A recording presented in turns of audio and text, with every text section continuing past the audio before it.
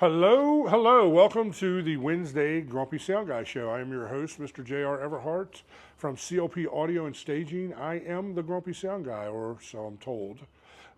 This week we are going to talk about venues that are starting to create rules where you're not allowed to bring amps on stage. Yep. The future is here and smacking us in the face. I just recently ran across some followers that were telling me about the casinos in their area have no amps on stage policies. Everybody's got to go direct bass, guitars. They supply an electric kit, an E-kit, and they just want to keep stage volume to an absolute minimum. So we're going to have a little bit of a discussion about that today. So stick around. You do not want to miss a second of today's show.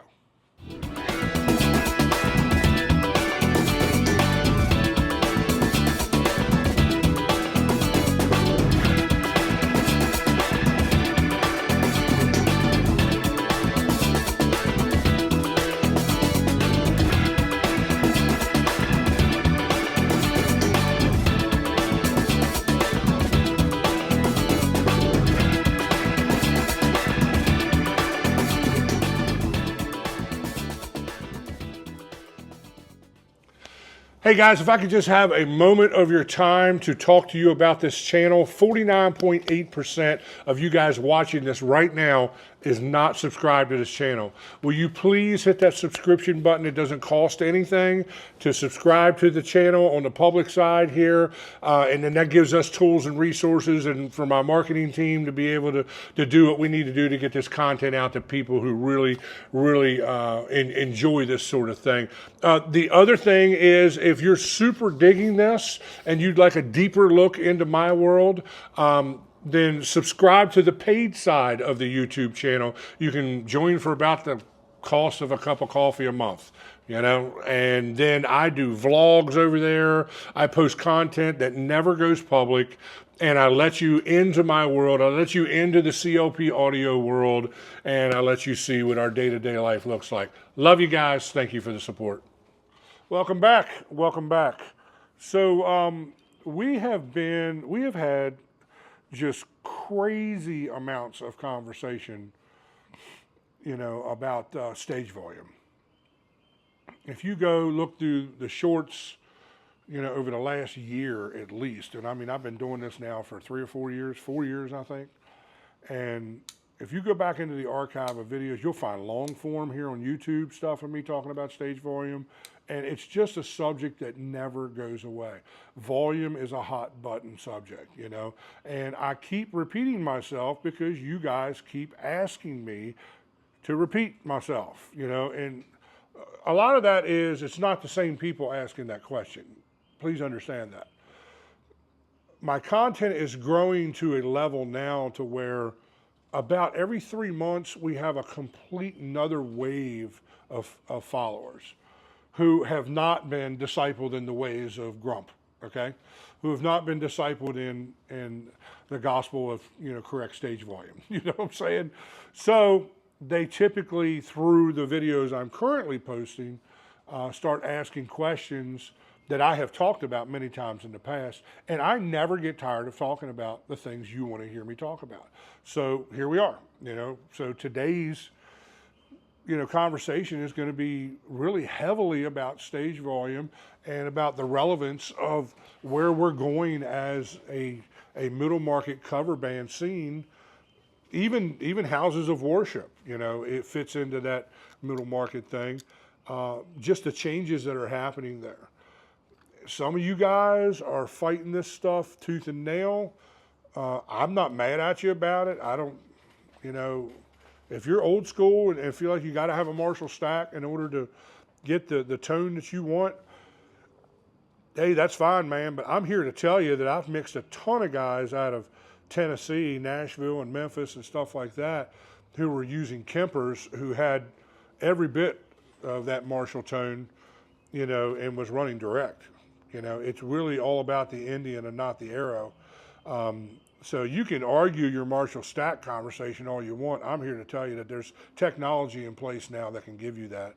And all that new, especially the high-end stuff like Kemper and Fractal and some of those cats, you can just download files of a Les Paul through a Marshall, and that's what the sound is. And if you're playing a Les Paul, that's compatible with that. You're going to have that sound. I had one guy tell me that he was in a country band. Yeah, kind of a rockin' country band, but he was in a country band in a touring band out of Nashville. And he told me, he goes, man, I was complimenting him on how good his dirty sound was. Like, dude, your crunch is just, man, it's legit. It sounds like a Marshall. He's like, well, it should. He goes, that's actually Slash's file from Guns N' Roses. That's his Les Paul through a Marshall stack. It was a file that I bought for however much he had to buy it for and downloaded it into his Kemper, and boom, there it is. It was like you got Slash on stage. It was insane. And I mean, dude, it was good. And look, I'm a purist. I'm old, I'm 52. I come up in this business with Hammond B3s and Fender Twins and Marshall stacks and SVT 810 rigs and, the whole deal, dude. The whole deal. I can't even begin to count the shows that I've done as a drummer on a double bass drum set. I mean, all the things, okay? I've been there, I've done that. I know your argument, okay? I'm not disagreeing with what you're saying to some degree, but what I'm saying is the future is here. And some of these guys, some of these venues are starting to catch on. And they're starting to realize that if stage volume isn't an issue, then volume out front is not an issue. Because then the front of house guy can manage front of house volume much, much more efficiently. And now he can mix front of house to what the room, the owners, the managers, the bartenders, everyone that's trying to do business in the room, the waitresses, the waiters that are trying to hear people order drinks and food, to what they want. So they're just starting to hard-nose some of this stuff and just saying a no amp on stage rule, which means you're going to have to figure out if you're going to play those venues. And I can already hear all you old school cats saying, well, the hell with them venues, they can go find somebody else. They will. They will. They're not going to miss you, okay? There's usually a long line of bands waiting to play some of those casinos because they're usually pretty cool gigs. You usually pay well, and they usually have a lot of really cool amenities, and there's usually a building crowd, that wants to party. It's already got some drinks in them. I mean, it's a sought-after venue, So you bucking the system isn't showing anybody up, okay? You're not hurting any of the casinos, trust me, What they do with live entertainment is just a courtesy to the people who patronize their casino. They make their money at the tables. They make their money at the slot machines. They don't need you, dude. So you're going to either fall in line or you're not going to play these venues, and you can be stuck in the dance club, circuit or the animal circuit or whatever circuit that's going to tolerate your bull butter. But if you're going to have any kind of longevity in this business moving forward, maybe you're someone who's in their late 50s, early 60s, you're looking at another 15 years max of playing clubs and stuff, even if it's only a couple times a month. You're a creature of habit, it's probably going to be whatever it's going to be. But if you're someone in your 20s who's looking to cultivate and to develop a lucrative career as a cover musician, then you're going to have to learn how to fall in line with some of these new rules and these new standards by which some of these clubs are coming up with. You're not going to have a choice. I have clubs, just as a production guy, who heavily frown on guys that are bringing out full-size consoles and got to take up a table out in the middle of the room and, all this stuff and run cables up over the ceiling or on the floor with cable ramp. And it's just all this mess that's in their way when a guy like me is going to walk in and mix the room wirelessly on an iPad. And then they're coming to me like, hey, give me your number because, this other guy we got, just turns our whole dining room upside down with his front of house mix. I don't understand why he can't just mix with an iPad like you do. And I'm like, I can't speak for anybody else. This is just what I do. And honestly, this is what most guys do these days. So it's not just musicians that are going to have to fall in line as things develop and move forward. It's going to be production guys too. Now, all the guys that are working regularly and all the guys that are, and I say working regularly, I mean guys that are working around year round, okay? They're not guys that are just cherry picking, their favorite 12 festivals every summer and that's all they're doing, or they got a community concert series that they do on top of that, and that's all they're going. No, I'm talking about guys that are in the trenches and are doing this every week, that are out here at least doing 150, 180 shows a year, something like that. Those are the guys I'm talking about. 99% of those guys are Wi-Fi mixing.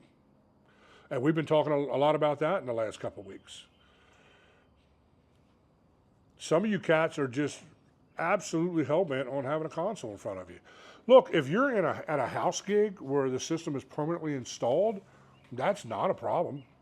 You should be able to have a console. But if you're in a mobile situation where you have to set your rig up and tear it down every night, and every night you're in a different club, blah, blah, blah, all that kind of stuff, then guess what, dude? This is just how it goes. Club owners are going to always want you sitting at a table in the back of the room on an iPad than they are you having, some big ego-driven tech booth with a 4-foot long freaking console and 2 laptops and all this stuff. Dude, I see some of these guys, dude, you don't even know. I see some of these cats hauling around, 60 grand worth of consoles. They got a big monitor console and a front of house console.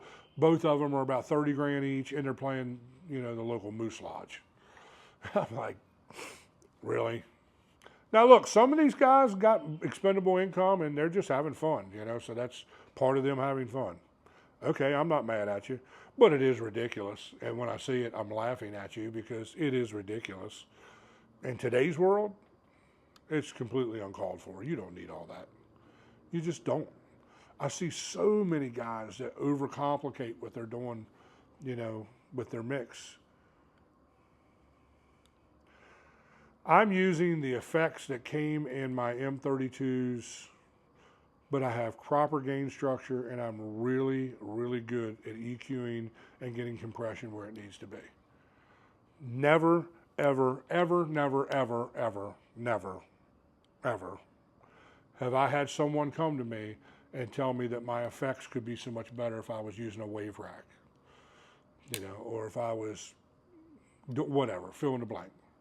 If my system was running over Dante instead of just ASE 50 or whatever, like, dude, shut up, go sit down, all right? No one cares. Let's just be honest, okay? Especially in today's culture where okay is usually enough these days. I hate to say it, I did a short on that at the end of last week, and a whole bunch of people went ballistic about it. That okay is never enough and blah, blah, blah, this, that, and the other. I'm like, yeah, well, talk to your local bar owner because they're booking okay all the time because it's cheap and people do not care anymore, okay? If they're hacking through the songs that the crowd wants to hear, they don't even have to play the songs right. Then usually the crowd's drunk enough that they don't care, man, and they're just packing the dance floor and loving it. It's all about song selection and presentation these days. The musicality of everything has went, I can count on one hand the bands in the whole Mid-Atlantic that I would say are competent musicians. Like they're a band that actually plays as a band. The rest of these guys are just playing like whatever. I heard somebody playing Inner Sandman not long ago. And I can play that on guitar, and it was wrong. It wasn't right. The guy is not playing the chord progression right. I think I learned that song on guitar when I was 17 in high school. And I'm a drummer. I barely play guitar. You know what I'm saying? And this guy just has played it. I've mixed him guys several times, and he plays it wrong every time. The whole band has just accepted that. And so is the crowd. No one went up to the band at the end of the night and said, man, you was playing Inner Sandman wrong. The world I came up in, back in the late 80s, the early mid 90s, There was no A, B, and C ranked bands. There was only A bands. If you didn't go out and kick ass and take names, you didn't get called back. You got blown away by the band down the street that could kick ass and take names. That's just the way it was. It wasn't until, the mid-90s when audiences started accepting okay that we had to start ranking bands A, B, and C. It's insane. But I digress, because that's not the topic at hand here today. And I've talked about that before in the past, and you can go back into the archives and see all those things. Let me take a quick second in the middle of this video too, even though I have already hit you once in this video with this, please like and subscribe. Like 48% of you cats that are watching this right now are not subscribed to this channel. It's 100% free to subscribe to the channel. The more subscribers I have, the more YouTube opens my content up to a bigger audience, and we can try to take people from okay to great, okay? Because that's my goal, is try to get you from okay and accepting the bare minimum to becoming super cool and badass. Because we all like seeing and working with badass bands, all right? That starts with you hitting that subscription button. Hit the subscribe button, If you really, really dig what's going on here and you like the stuff that I'm teaching here and trying to share, then become a paid member. Consider this, becoming a paid member of the YouTube channel, man. I mean, for the price of a Starbucks cup of coffee per month, you get all kinds of insider video that never goes public, where I take you deep inside of my world. I do regular vlogs there. I've taken those cats, through my systems, all my different systems, the stage setup, festival setup, all that. Like, those guys really get deep, deep level stuff. So there it is. That's all I have to say about that. In the immortal words of the great philosopher Forrest Gump, that's all I have to say about that. Yeah. So, I mean, what are you going to do? Hit me up in the comments. What are you going to do when you show up at a club, or if, your booking agent tells you, hey, this is a no amps, venue. Are you prepared for that? This might be a venue you've been working hard, really working hard to get into, and could be your step into the next level of venues that you really want to be playing in. Are you ready for that? Do you at the very least have a plan B if you show up and they say don't unload your amps? You should have, every bass player should own a Radial J48. That and the Sans amp. I even like, man, that new Doug Pinnick thing that's out is ridiculous. Bass players, and look, I play bass a little bit. Like, I'm almost a bass player. If I was a bass player, I would be carrying a really nice, high-end bass, probably a Ken Smith or something. I always like the Ken Smith stuff, even though it's not like the thing these days. Spectres, I like Spectres. And I'd have that Doug Pinnick, processor. That thing is ridiculous. It sounds like $1 million. I don't know what bass player could ever want anything better than that. And make sure that you've invested in some form of a legit in-ear rig. If you're a guitar player or a singer, you can get away with some of the cheaper, less expensive, X-Ive and some of the wired options that Behringer and ART and some of these guys have out these days. But if you're a bass player or a drummer, you really need to, at the very least, step up and put out, $900 or $1,000 for a really nice set of custom molded, multi-sub driver, earbuds. I like the Alien Ears, earbuds. Go to alienears.com. You can find that. I personally use the G16s. That is 8 drivers in each ear, 4 subs, 2 mids, 2 highs. And dude, they will pound your brains out. They will almost make you dizzy. Like, it's nuts how much low-end response those things have. But it all comes with getting a really good seal in your ear.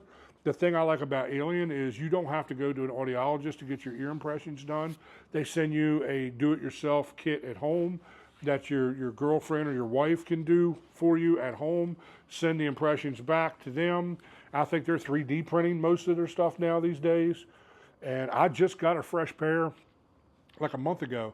I used them at a rehearsal not long ago, and they were just, I had to turn stuff down. I'm like, It's nuts how good. And I use a wired, I think I'm using a P1 or something, Behringer wired setup, because I'm a drummer and I don't move. I really don't need wireless. If you're a bass player that moves around a lot, you may need, a wireless setup. I like the Sennheiser $1,000. I don't even know what they're called now. EW something G4s.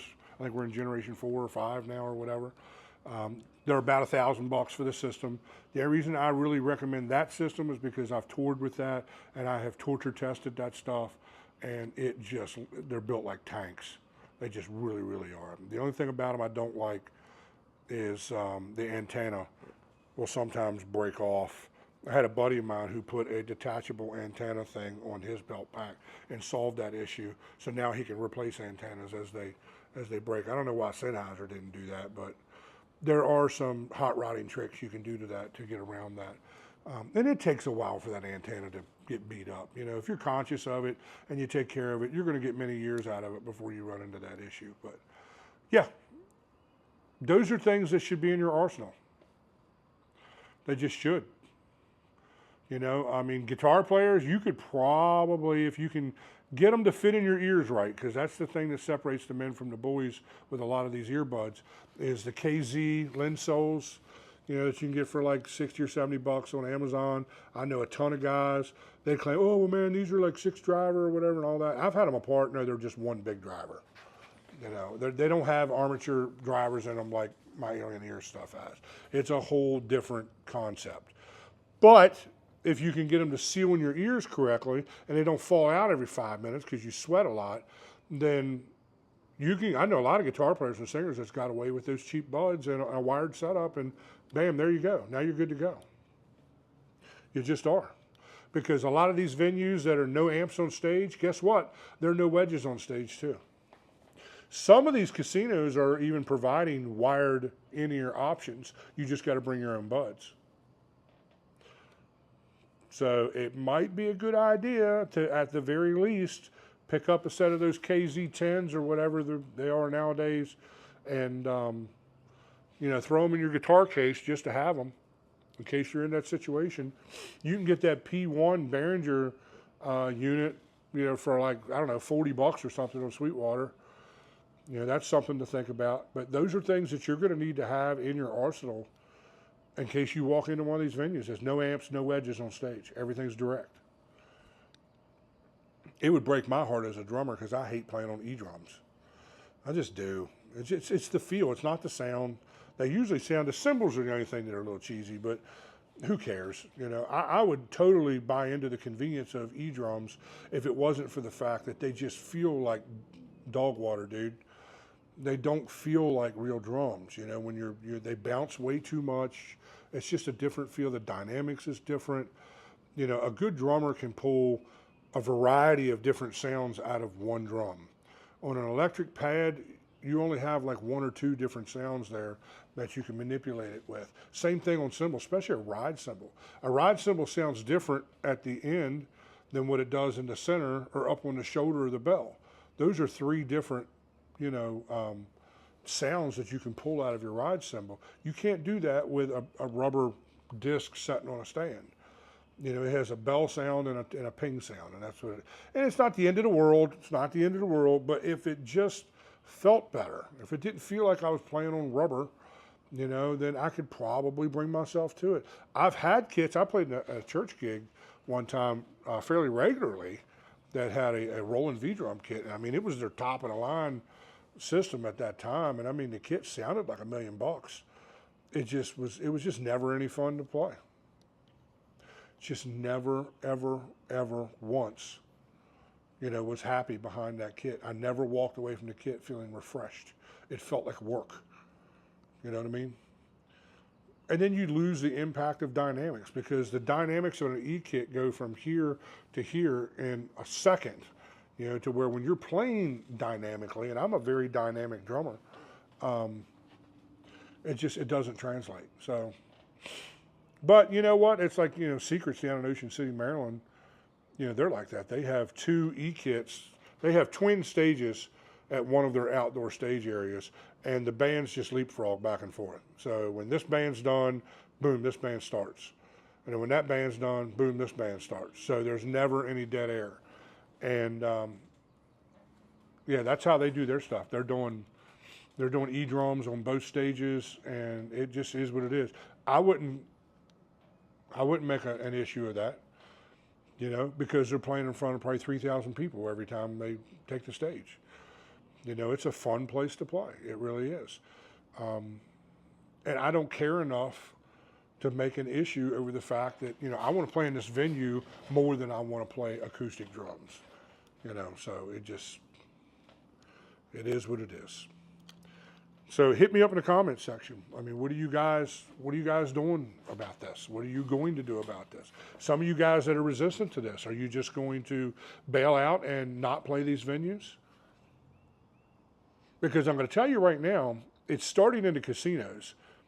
You give it another 5 or 7 years, and these little clubs that are doing live music, like some of these breweries and these wineries and stuff like this, or even the sports club down in the corner or whatever, don't be surprised if they catch on and they say, hey, this is how we keep the volume down. And then they say, no amps or wedges on stage. Band has to be all ears. Everything has to be direct. What are you going to do? How are you going to handle that? I mean, I think a lot of the outdoor events will probably stay the way they are because we usually don't have a problem with this kind of stuff outside most of the time. You're always going to have the guy that's going to show up with an SVT 810 and be louder than front of house. Or you're going to have somebody show up with a full Marshall stack and think that he's, you know, Eddie Van Halen or Steve Vai that you're going to have to contend with. But other than that, most of the outdoor venues and the day festivals and stuff like that are going to have a lot of tolerance, you know, for stage volume. We're talking about indoor stuff. We're talking about clubs that are sick and tired of the band running people out of their club because of the volume. You know, they're sick and tired of their wait staff complaining that they can't hear clients order drinks. I mean, all the things, dude. All the things. And I know some of you are going to come at me like, well, man, the DJ that plays during our breaks is way louder than what we are. No one ever complains about that. I know. I'm fully aware of that. I know. It's a double standard. But I think I'm going to say this and I'll let you guys go. I think it comes back to this selective hearing thing where if the club is full and the bar owner's making a bunch of money, he doesn't care how loud it is. If the club only has 20 people in it and the band starts and they're a little loud and people get up and walk out, the bar owner's going to have a problem with that. You got to learn to read the room, dude. That's all I can tell you, you know. If you're putting asses in seats and the bar owner's making money, he is never, ever, ever in a million years going to have a problem with whatever's going on. They're going to put up with it. And the wait staff will too because they're making a bunch of money. But when you don't put anybody in the room, I would really, really consider starting out as low as you possibly can with your stage volume. And drummers, and I'm a drummer, and I'm a loud drummer. Drummers, you are a lot of the problem because a lot of guitar players got to turn up because the drums are so freaking loud. If the drums weren't so loud, then they wouldn't have to turn the guitar amps up so much. Some guitar players, especially when there's 2 guitar players in the band, it never fails. There's always a volume war back and forth about who's going to be the loudest. And by the end of the second set, it's all completely out of control, you know. And for all those reasons, some of these club owners are saying, that's it, dude, we're out. You know? They're either going to shut down and stop having live music, or they're going to institute these kind of rules and this kind of live music structure where you're going to have to play direct and you're going to have to use in-ear monitors. It's already starting, and we're just in the infant stages of it. Give it another 5 to 7 years. Yeah. That is if AI doesn't rear its ugly head and rob us all of a job. You know, because that's a whole nother subject. But, yeah. Yeah, man. Love you guys. I hope you got something out of this. I'm crazy tired this week because we are just getting our rear ends pounded into the dirt. We're so busy. I got to get up 5:30 tomorrow morning, do a stage rental down National Harbor. So, I mean, I'm trying to get as much rest as I can, and we spent all day doing, maintenance on the stage and that sort of stuff, and getting prepared for tomorrow. And we're ready, but it's that time of year where we are just not getting enough sleep. So by all means, get some rest. Love you guys. I'll see you next week.